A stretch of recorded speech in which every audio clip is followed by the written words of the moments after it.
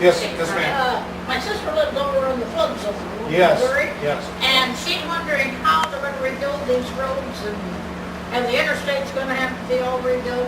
Well, when the water comes down, we'll find out, but I'm told there's a lot of damage to county roads, to state roads, to the interstates.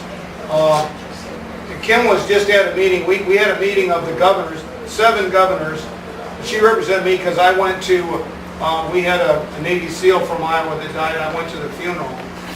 But they had a meeting in Omaha. We're going to have a follow-up meeting on that. We're also going to have a public meeting with all those people that are affected.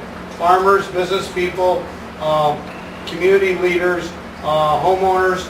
That's going to be on the 9th of September at the, the Community College in Council Bluffs. So you might tell your relatives to go to that meeting.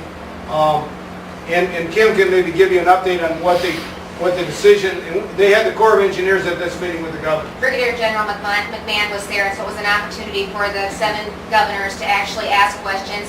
And it was a historic event. Never before have the upper state governors and lower state governors really come together, signed a letter, and have united behind making flood control the #1 highest priority of the Missouri River Basin, especially going forward. One of the other things that came out of the meeting is they're going to ask for congressional help to get an outside independent review of decisions that were made, the timing, so we can have complete confidence in the data and what took place, what happened as we're making decisions, as the Corps is making decisions, day-to-day decisions going forward. Everybody feels confident in the information, the data that they're relying on to make those decisions.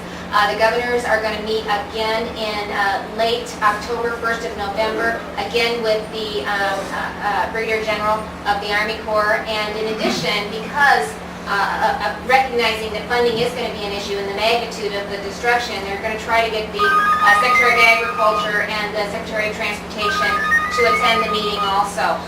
Timing is another issue that they're looking at because we can't really assess the roads or the levees, let alone begin to repair them until we can get the floodwaters down. So we need to get those down, get in there, do the assessment, and then we've got to start the work for repairs.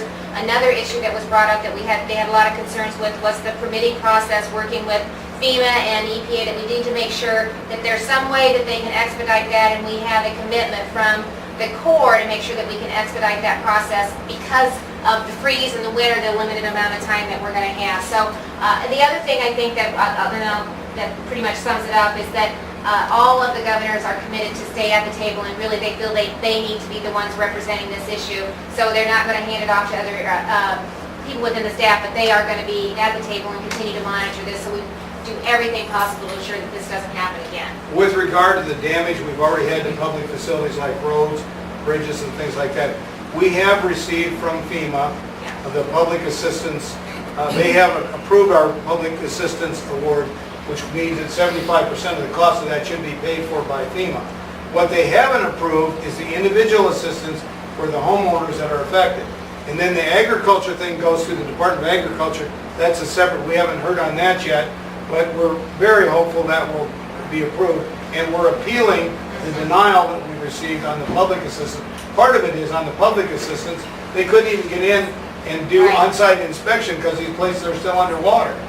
So we're hopeful once the water goes down and we get a chance to do that, we can get that reconsidered. Yes, so we're trying to do everything we can, and that's one of the reasons for having this public meeting on the 9th of September. We want to hear from the public so we can share with the Corps of Engineers. This is what the homeowners, the farmers, the businesses, the people that are affected by this is how they feel. I don't think any of the homes in Mills County that it impacted were part of the original request for individual assistance. So because they couldn't get the individual, I mean, you can't get there except by boat. yeah, so, And then, in fact, I think the Corps is restricted the use of boats on the river because of the flooding. So you can't get there, period. I flew over it and got a chance to see it by air. And I saw grain bins, the water was up this high, and homes were flooded, and obviously pretty serious situation.